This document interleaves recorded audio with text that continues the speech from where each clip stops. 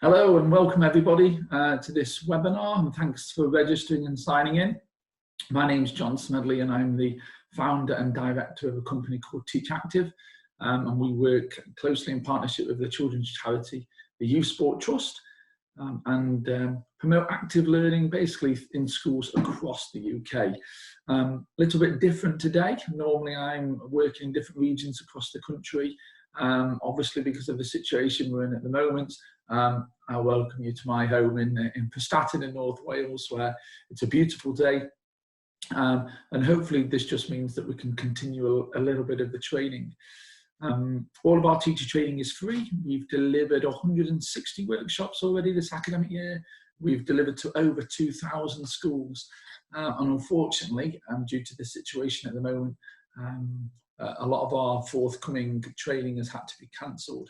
But having spoken to a lot of the teachers out there, I know you're extremely busy at the moment, and juggling and doing things in this completely different way.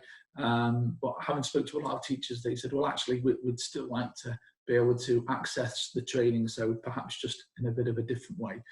So over the next 25 to 30 minutes, I just want to share with you a little bit of the work that we do, talk about the benefits of active learning, and in particular in bringing physical activity into your English and maths lessons, and seeing actually how that can, of course, increase physical activity within the school day and how important that is, but also how this is going to really raise attitudes for children, how they're going to really enjoy and love this type of learning, which I'm sure a lot of you will already know.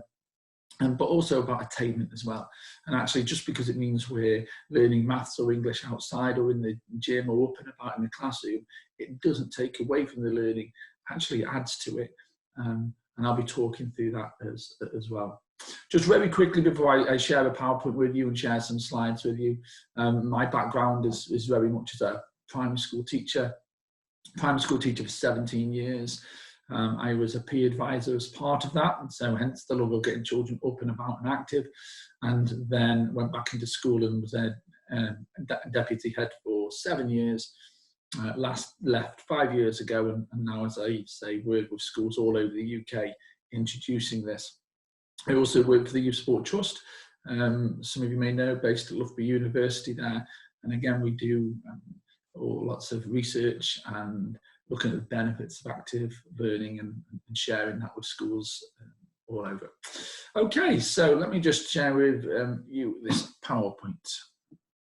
Okay, everyone, hopefully you should now be able to see the PowerPoint up on your screen. And as just mentioned in the introduction, we're just looking at physical activity and how this can raise attitudes and attainment in maths and English.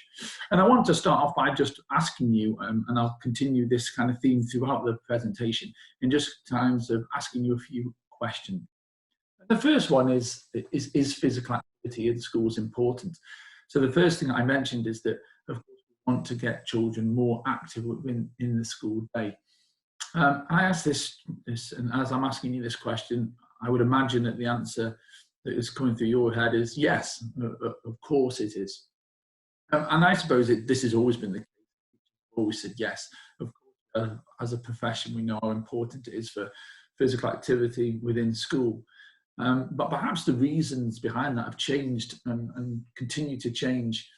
And I would say that 5 years ago, it was very much about actually looking at the negative parts of this. And we thought, well, actually, we need to get the children more active because, well, at the moment, we've got children who are the least active generation. I talk to you about, I think it's Sir Liam Donaldson, who talks about zombie children who spend an average of 5 hours a day in front of screens. And we all know that from the rise of tablets and iPhones and PlayStations and Xboxes, etc. We could talk about the negative view of that actually parents for the first time could outlive their children.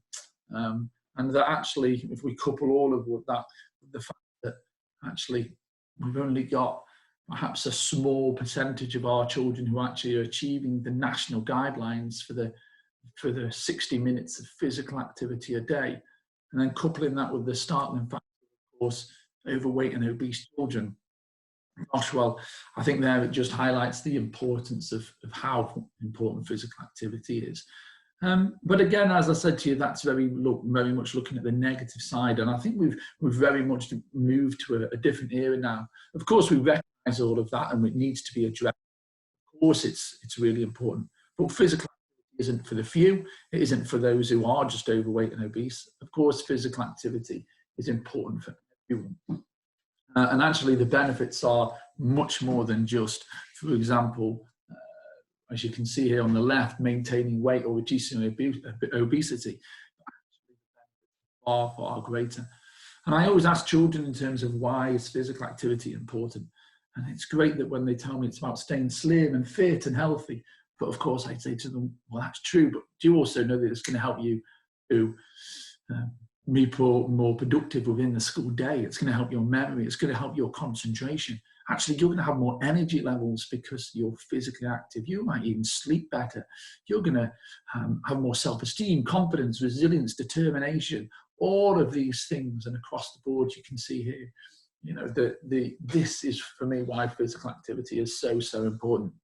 And this is how I want to get children to buy into it. Of course, I'm not going to give them all of the scare tactics, but I want to show them the positive implications of being physically active.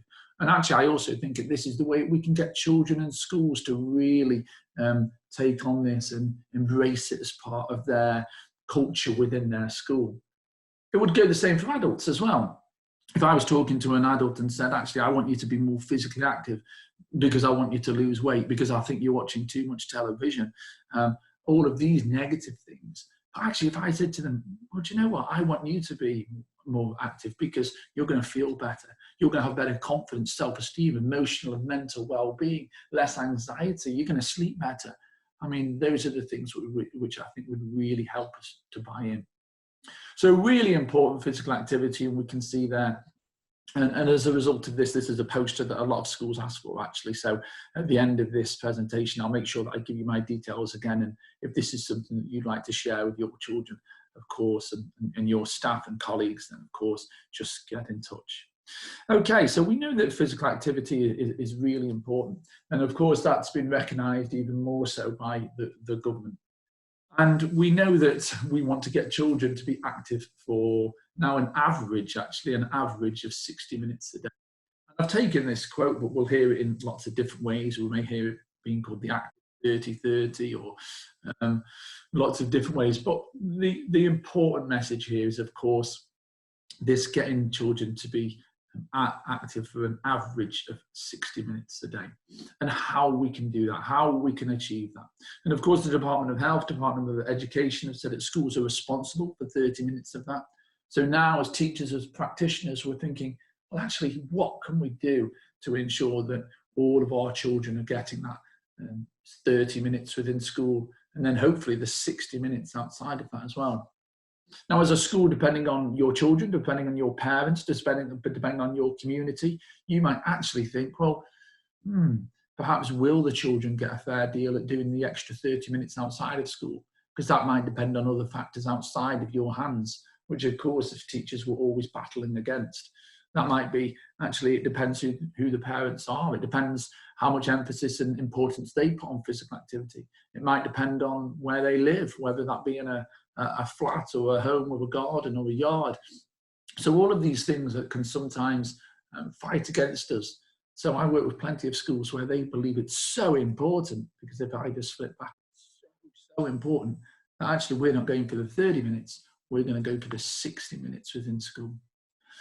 Okay, so back over to a second question now, and actually, as you can see, there's three. So the first question I ask you is physical activity in schools important? And the next questions I want us to consider here in this webinar is, of course, with regards to this, what do we already do in your school to allow the children to be active, to give them opportunities to be active? If you've got a piece of paper to scribble down, or just consider them in your head, and think of the opportunities. Some research recently showed that 70% of the school day was sedentary. Is that true for your children? Is that true for your classroom? Is it true for your school? Or is actually that couldn't be further from the truth? But if we are providing opportunities, then what does that look like? And we've got some things there, you know, is it active break times? Is it, of course, PE? extracurricular clubs, active lessons, which we're talking about today, and in what form and what shape, and perhaps also what tools and what resources you use to allow that to happen within your school. And the next question is, what's the most challenging word there? This is the reason I've kept this. I mean, there is an updated one of this, as I said, to the an average of 60 minutes. But in this, what's the most challenging word? Still really relevant there. And then finally, who is responsible for this? So as you're thinking about what you already do, I'm going to go through these answers in a bit of a reverse order. So first of all, who is responsible for this? Well, of course, the answer here is everybody. And it's everybody within the school. I think that a lot of PE leads, I work with a lot of PE leads, maths leads, English leads, of course, head teachers, SLT. A lot of the PE teachers or PE leads within school, sometimes I think it feels like it's their responsibility. And I also sometimes think, well, you know, in a school we have the maths lead, but actually the responsibility to deliver high quality maths lessons is the responsibility of every teacher. And the responsibility of physical activity is, of course, throughout everybody. And it's how we can allow our children in our class. And what we don't want is the little bit of the roller coaster effect, where actually in year 1 we have lots of physical activity, but in year 2 we don't, and in year 3 we do, and in year 4 we don't. So this is something that we want to try and embed across the whole school, and make sure that the responsibility is taken on by every member of staff. And of course, sometimes that can be a challenge, because as primary school teachers, we probably have the subjects that we love and we're more confident than others with. You know, I would always hold my hands up and say, well, actually, my children were always physically active. We did very physically active lessons, but actually my music lessons weren't particularly good. I didn't have any, I don't remember spending any time at college going through music and how I should teach that. And of course, a lot of it is with our job is learning on the spot and knowing what to do. But this isn't PE. Let's remember that this is physical activity. And I'm not talking about let's go outside and play football and let's go outside and play rugby. I'm talking simply about let's getting children up and about and bums off seats. And it might be just moving up around the classroom without chairs. It might be going outside and doing maths and English lessons. It might be doing it in the gym or in the corridors and finding opportunities to do it in other ways. Okay, so the most challenging word, if we're going backwards, we've answered who is responsible for this. Of course, that's everyone. The most challenging word, well, this, what teachers tell me, is the word is every, that key word there, every child. Of course, if only 20% of children are achieving this recommended amount of physical activity, more research I read recently kind of broke that down between primary and secondary schools. And in primary schools, it would suggest that 64% of children do not achieve this recommended amount of physical activity. So over half of your children aren't, nearly 2/3 of your children aren't achieving this recommended amount. Gosh, and I know that actually at your school you'll be doing loads, you'll be putting in lots of things, but every child is that difficulty. And perhaps we'll come back to that when we consider question 1, which hopefully you've had a little bit of time to think about, which is what do you already do? So at your school, I'm going to guess that you'll be doing things like wake up and shake up. I'm going to be doing like brain breaks. Of course, there's active break times, PE, as it says there, after school clubs, all of these different things that you will do. And you might use lots of different resources, whether that's BBC Super Movers, Wake Up and Shake Up, going out and doing the Daily Mile, all of these brilliant, fantastic things are allowing your children to become active and become more productive within the school day. And they're going to enjoy those as well. I would say that I love all of those. For some of those, though, they are opt-in, aren't they? So, for example, if it's an after-school club, it's an opt-in. So, therefore, not every child will go. If it's active lunch and active break times, again, it's opt-in. So, it might not be covering every child. And this is the battle that, as I mentioned, schools tell me, it's that every primary school child should get that. So, therefore, that brings me on to the part that I'm really, really passionate about. And that is the idea of, and this is the one that actually comes out the lowest. People say to me, oh, we do, as all those things, we do the wake up and shake up, we do the Daily Mile, we do active break times. Lessons, actually bringing physical activity into English and maths lessons is actually the one that's done the least. Of course, I don't school, and I'm talking to many of you here, so you'll be able to tell me whether that's a true reflection of your school, of your class, or every class within your school. But incorporating maths and English, incorporating physical activity into the English and maths lessons. But I would say that that's the one that's most effective.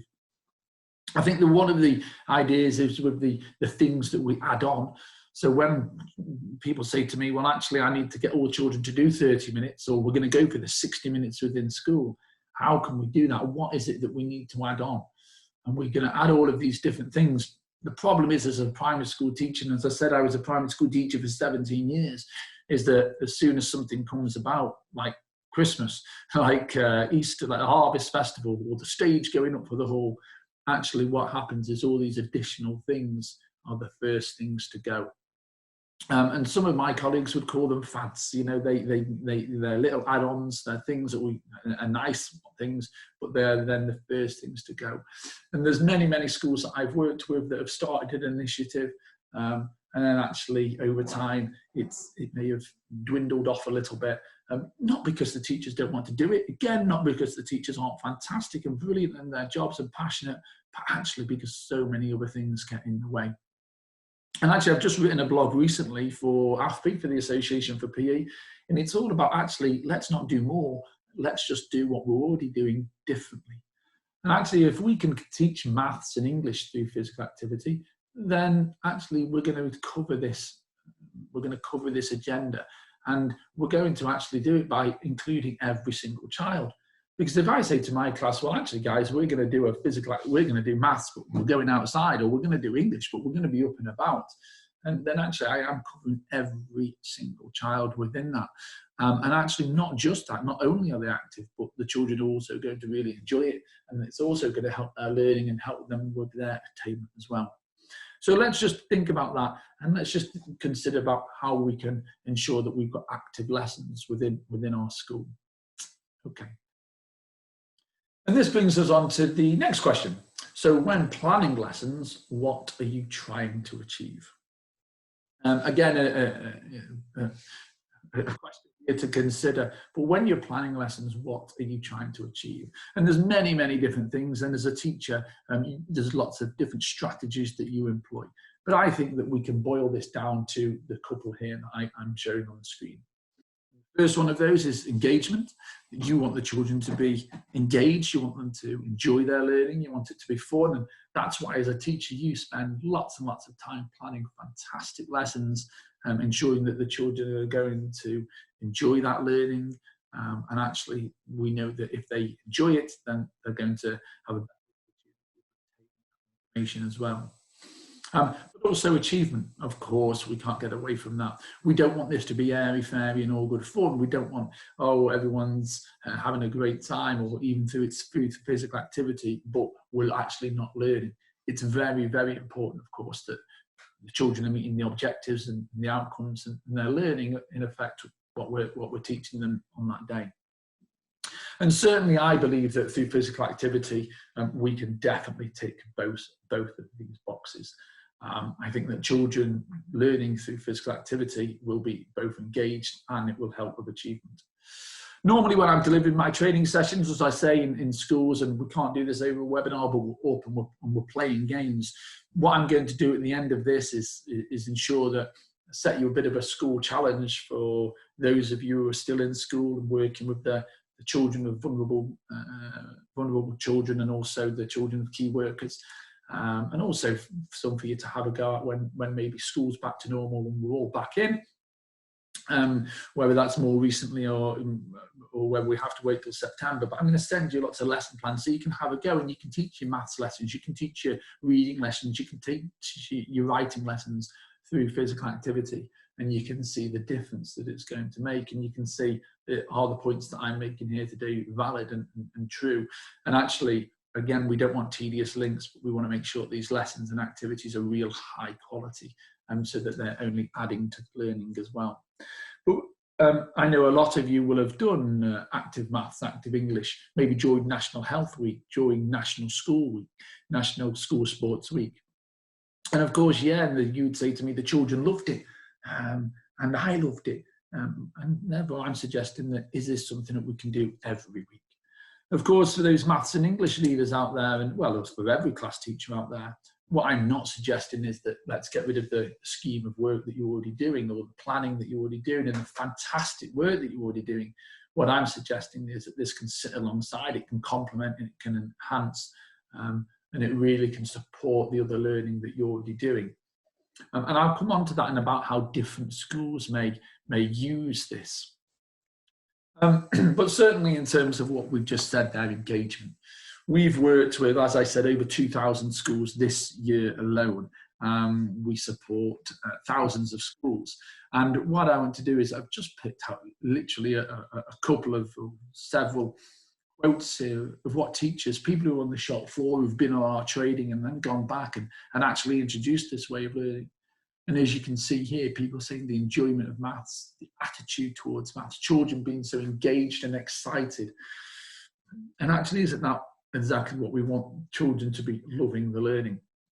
But not only that, is actually what you can see is it's also increasing achievement and attainment, as we said as well. You can just have a look around the screen there.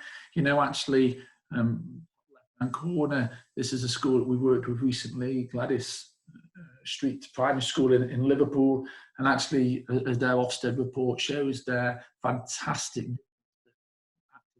made within their school, not just in terms of, as we say, engagement, but actually, as you can see there, with results. And we know that if children are enjoying learning, again, it helps attainment.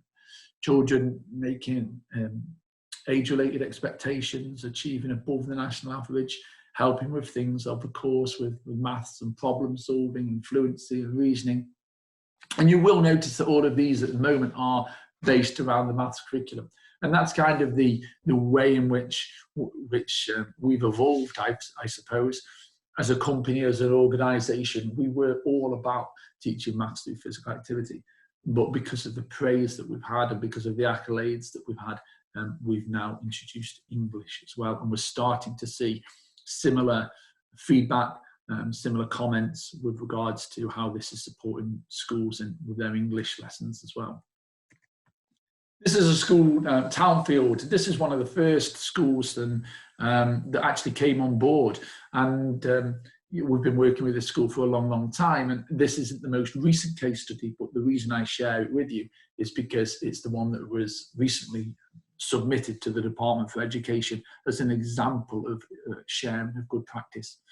And this school, the Problems Boys, it was boys disengaged with maths in this particular situation, weren't a particular fan of maths, didn't like it, weren't attaining well in it, but loved physical activity.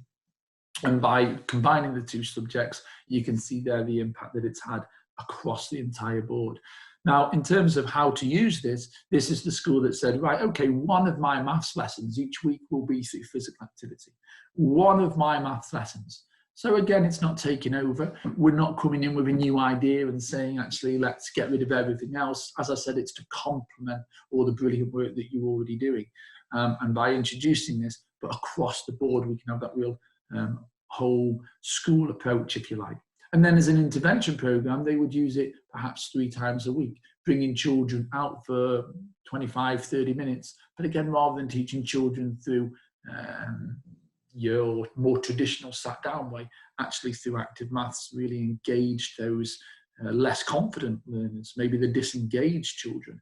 And of course, we know that within any subject, and in particular maths, I would say that if we can get that confidence, then actually we can really go full steam ahead and impact them. Well, the impact that you can see here. Let me share with you one other. And again, I love to share case studies with schools because I think that these are the people who are on the shop floor, like yourselves, who have said, we've introduced this and this has made a huge, huge difference. And the reason at this time I share this school, Holy Family, a great head teacher, Steve Tyndall, you can see there. I think if you went into his school, you'd think that physical activity was a core subject. And he really uses it powerfully, this school based in Surrey. And the reason I share this one with you is not just because they're a fantastic school and the fantastic results you can see here, but this time the focus group was girls. and the girls who perhaps were underachieving had a fear factor of maths. And again, as you can see here just by reading the things in front of you, that the difference that's made. And from this group of children, this group of girls, where Steve, the head teacher, said they wouldn't make age-related expectations, they all did. And one of them got 100% in the arithmetic test. You can see their data has improved dramatically. They were on the BBC News, which was fantastic a few months ago to see the children taking part and speaking so highly. And I think that's what we all love when we see that child, that young boy, that young girl, big smile on the face, absolutely loving learning. It's why we all came into this job. And, you know, as I said to you, the best, I suppose, accolades for me are from schools and from teachers. And you know, we work with thousands of schools, and hopefully we'll be able to work with you as well, in terms of saying this is what we're doing and the impact that it's making.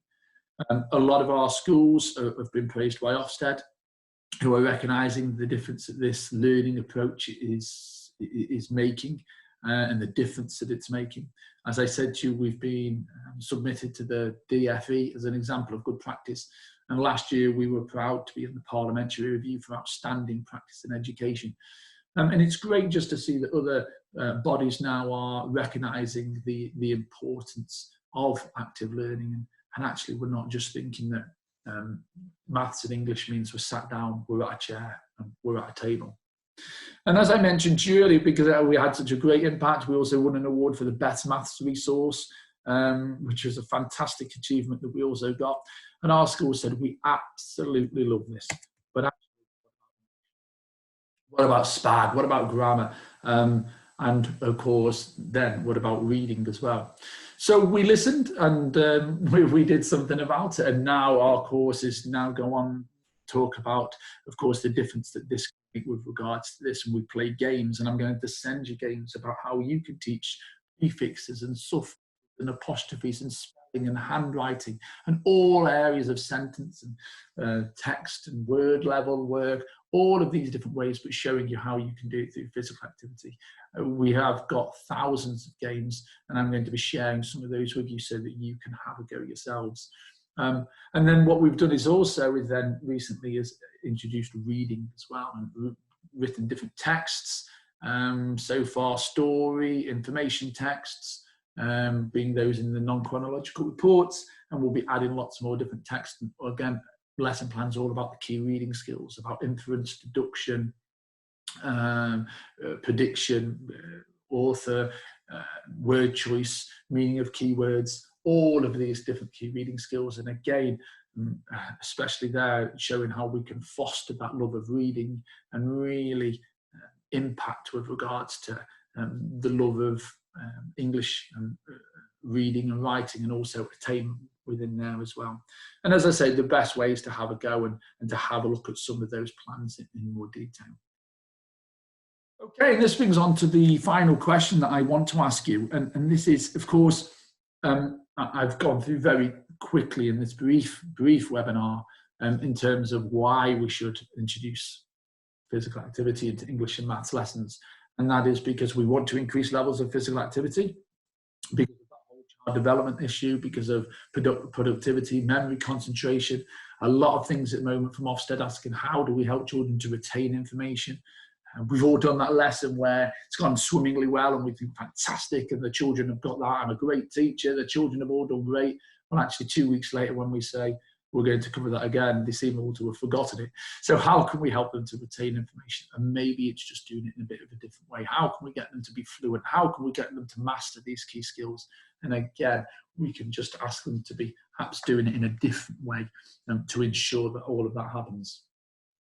Of course, the other reason is then it's going to help attitudes and it's going to help attainment. But what are the barriers for a school? It seems obvious that we shouldn't introduce this. So what are the barriers for schools? What stops every school from wanting to introduce this? So I think one of the reasons might be actually time.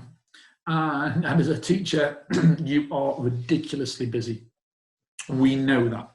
And we have lots and lots of teachers who come on our courses. And as I say, I'm going to send you 50 different plans. I want you to have a go at them. I want you to enjoy them. And then if you believe that active maths and active English works for your school and it's making the impact that we've already spoken a little bit about, then of course you may think that between your own, you're a fantastic teacher, your teachers are great with at your school, that you've then got the ability to just incorporate that and plan that into your daily and weekly timetable. If you think you need support, one of the biggest barriers is, of course, that time, that coming up with ideas, the preparing of resources. And that's where I want to finish kind of this last 5 or 10 minutes of this webinar with just in terms of talking to you about the solution. And the solution for you could be this, and it's Teach Active. And Teach Active is something that I developed as a teacher many, many years ago. I had a file, and it was all about teaching maths originally, now maths and English through physical activity. It was a file of different ideas that we would just simply give to schools. Again, because it had such huge impact, part of an Ofsted sharing of good practice paper, part of an international project, teachers, schools, children, parents, really loving this approach. Actually joining forces, again, with the children's charity, the Youth Sport Trust, we decided to turn it into an online resource. And this online resource now, it's gone from a file of 70 ideas to an online resource that now has 3,000 and growing every month, lesson plans and activities covering maths and English. So just looking at the maths, you can see there that there are 2,000 lesson plans and resources, every single objective under the maths curriculum. So it goes from foundation to year 6, and there isn't a single objective in the maths curriculum that you would be teaching that we don't cover with a minimum of 6 different games. All the resources there for you, so that if you want to do maths orienteering, if you want to do a number hunt, if you want to do anything like that, then you can simply print off the lesson plan, print off the resources, and you're good to go. All written by maths consultants, all mapped to the curriculum, ensuring that it's age appropriate as well. And then, of course, the English, which we've now added 900 English lesson plans, and this is getting added to all of the time. So we've got reading on there, all texts included, all new texts that we've written, all online, that you can share them with an interactive whiteboard, and then we can pause it, and then we can say, right now, let's go and do an activity with that. Again, all the resources provided, and for all, whether it's maths or English, the resources are always in PDF, but they're also in Word as well, so they're fully editable and adaptable, so that you can change them, personalize them for your class if need be. And of course, as you can see there, we're adding more and more plans all of the time. So by September 2020, we'll have probably in the region of about 4,000 different plans as well. Okay, and what I'd like to do now is actually, I'm going to share with you a video just so you can see some children taking part, just so you can see some children enjoying Active, and just so you can see what certain people are saying.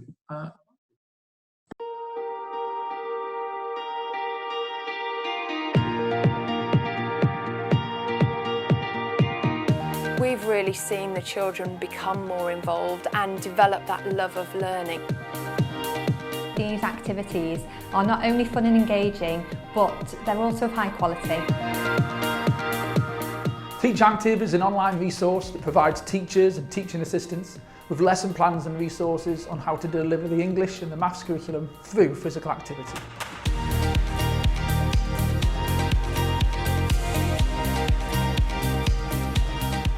The first year that we implemented it, we had a 21% increase in standards, and all of the children, boys and girls, who previously really struggled with maths have thoroughly enjoyed the active element of it.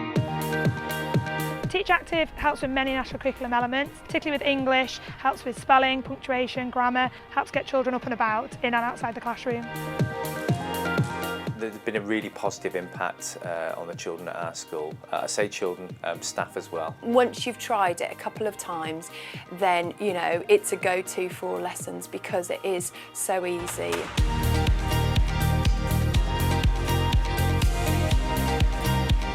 One of the great things about Teach Active is how easy it is to use and how accessible it is for teachers. They can choose their objectives, go to a drop-down menu, and the resources and lesson plans are there for you. That helps save teachers hours of planning time. It's evident that we see children walking in and out of lessons with smiles on their faces.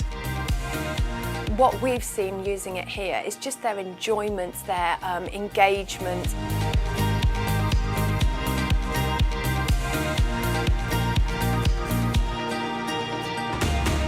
We've worked in partnership with Teach Active to ensure that these English activities are not only fun and engaging, but they're also of high quality, and most importantly they're matched to the national curriculum, allowing children to learn, practice and apply key writing skills in an active way.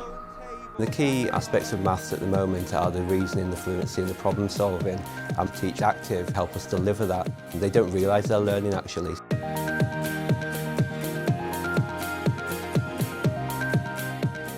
With the Active Maths package, we also have a homework element, and this is going to allow the children to continue their learning outside of school.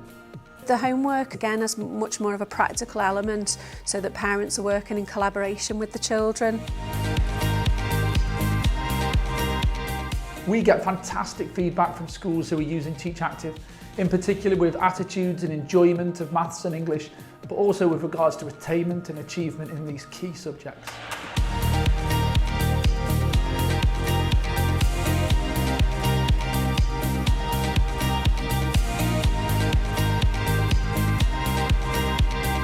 I would definitely recommend Teach Active.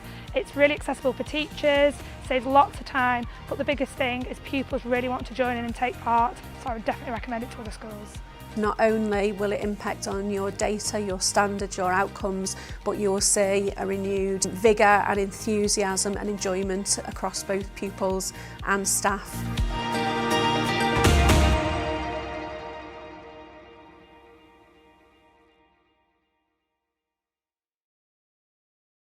Okay guys, so I hope you enjoyed the video. It's nice to see some children taking part and some teachers talking about it as well. And you'll also see the homework element that was in there, something that's really proving popular at the moment, obviously with the homeschooling that's going on, and allowing the school just to send a link home to the parents so that they can log on and just decide what aspect of maths they want to support their children with, whether that's addition, subtraction, times tables, and then getting a list of activities on how to do that through physical activity. Of course, if parents can't log on at home, we can send them home as well. And I've been doing quite a few with my children this week as well.